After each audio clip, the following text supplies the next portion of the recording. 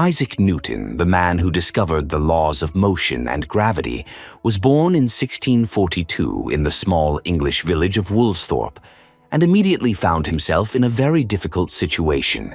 His father, also named Isaac, had died a few months before his birth. His mother, despite the tragedy, soon married another man and left little Isaac in the care of his grandmother. This event undoubtedly affected his personality.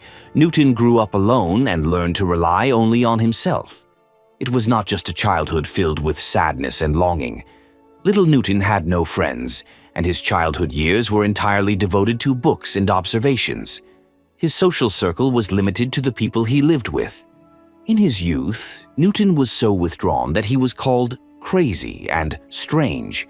His peers made fun of him because of his hobbies and behavior. Instead of playing with other children, he was into solving puzzles, studying mechanisms, and observing natural phenomena. It was a time when he did not look at all like someone who would later become a famous scientist.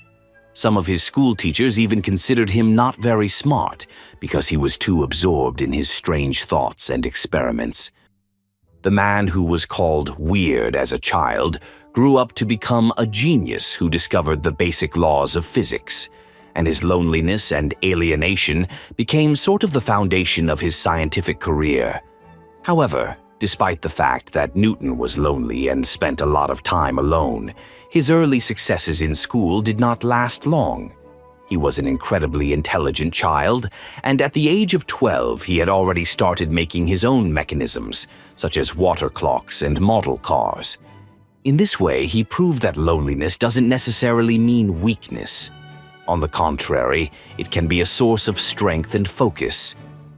Despite his fame, Newton did not like to share his discoveries with other scientists. His paranoia and fear of other people's ideas eventually led to serious scientific conflicts. Next, you'll learn how it affected his relationships with his colleagues and how his loneliness caused science wars.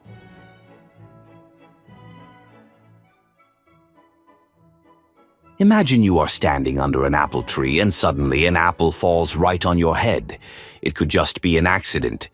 But for Isaac Newton, that moment became the basis for one of the greatest discoveries in history. But what if everything we know about the laws of motion and gravity was made possible not only by Newton's genius, but also by other scientists whose work he kept hidden from the public? What does this have to do with the apple falling? It all started when Newton began to notice that objects, whether light or heavy, always fall to the ground. This led him to the idea that there must be some force that attracts all things to the earth. And so, in a moment of inspiration that is commonly associated with a falling apple, Newton came to conclusions that changed his understanding of the world. He realized that this force was gravity. But here's the important thing. Newton never claimed it was pure inspiration. He wondered, what if apples fall for a reason, but by their own will? Although it sounds strange, his doubts were the impetus for some deep thinking that eventually led to the creation of an entire theory. We're used to thinking that gravity was discovered as something obvious, but in fact there were years of thought and labor behind the discovery. Now, here's the interesting thing.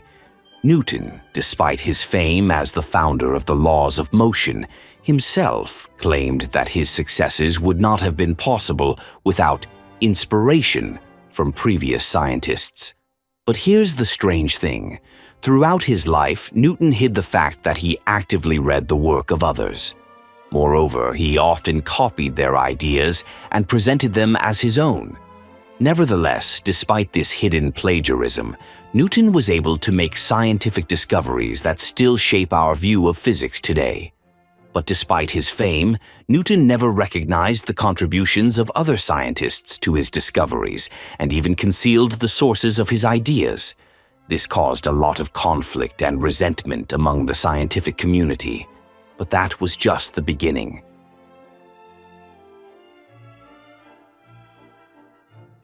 What do history's greatest scientist and the search for the philosopher's stone have in common?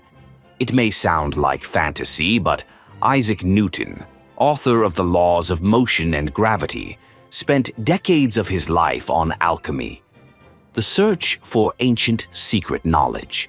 Yes, the same Newton who formulated the foundations of modern science was secretly fascinated by magic and attempts to turn metals into gold. What made him so immersed in this mysterious world? In alchemy, Newton saw more than just a way to make gold. For him, it was a path to a deeper understanding of the universe and its divine design. He believed that alchemy could help him unravel the secrets of the universe and even reveal the secrets of God. For him, science and religion were linked, and alchemy was not an afterthought, but an important part of the search for truth. But here's the amazing thing. Newton was so absorbed in this quest that he spent far more time on alchemy than on his great scientific discoveries. For more than 30 years of his life, he researched ancient texts, tried to create gold, and worked with chemicals, but none of his alchemical endeavors led to real discoveries. This side of his life was hidden from the world, and it only became known in the 20th century when his works were published. And the best part, despite the fact that alchemy gave Newton nothing practically useful to science, he continued to believe that this quest was important to his spiritual path. He was seeking not just knowledge, but the ability to understand the meaning of life and divine laws. Newton believed that alchemy and religion were two paths leading to the same goal. He sought to combine science with spirituality, which may have prevented him from achieving full success in his scientific career.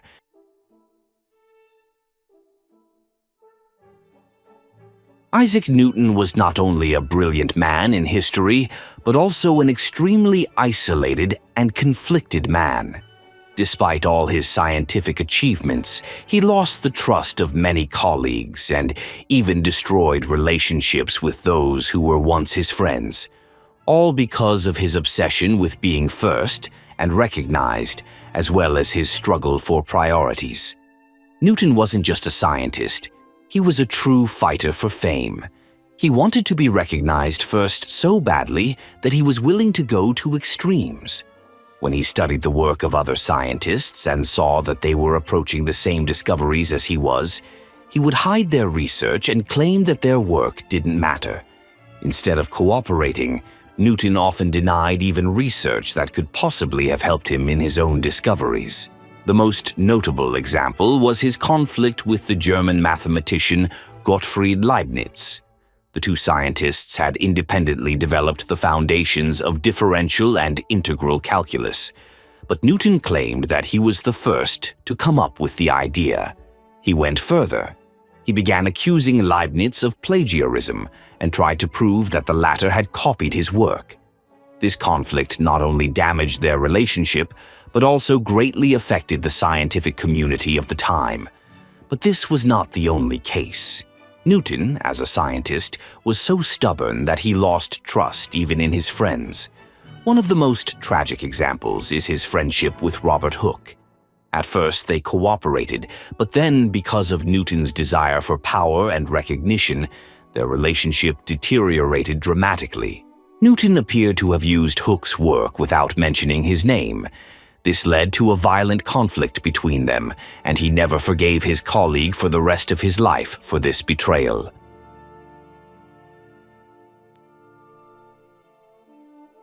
Isaac Newton, throughout his life, engaged in research that would have shocked all his contemporaries had it come to light. Not only did he reject orthodox Christian teachings, but he spent years studying the Bible in search of hidden meanings. Newton was a deeply religious man, but his faith was quite unusual. He spent almost his entire life studying sacred texts, especially the Bible, and trying to unravel the hidden messages he thought God had left in these books. However, Newton did not believe in the Trinity and refused to accept commonly accepted religious dogmas. He considered them false and inconsistent with the truth. This was a real challenge for his time, for in the 17th century era, the Church was at the height of its power, and publicly denying such beliefs could have led to his public condemnation. Newton wrote more papers on the Bible and theology than on physics and mathematics, But they all went unpublished, because he feared that if these works became known, they might destroy his scientific reputation.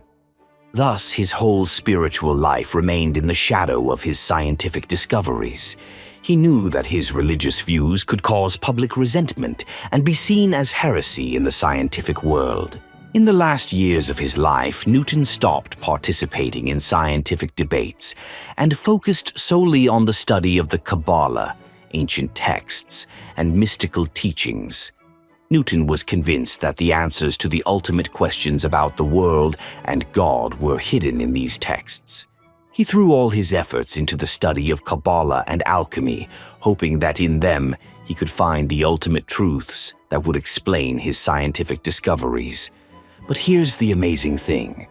Newton became so engrossed in this quest that he forgot about his previous scientific achievements. It was the end of his scientific career. The scientific world hardly knew about this fascination of Newton because, for fear of ruining his reputation, he never published his works on Kabbalah and alchemy. But all that changed in the 20th century when these works were published and shocked the world. Despite his amazing discoveries in physics and mathematics, Newton withdrew into the world of mysticism, spirituality, and esotericism in the last years of his life. He was not only a scientific genius, but also a man with a deep spiritual thirst who tried to understand the world and his scientific discoveries in the context of religious and esoteric teachings. His life was an example of how the passion for knowledge and the search for truth can go far beyond the ordinary scientific endeavor.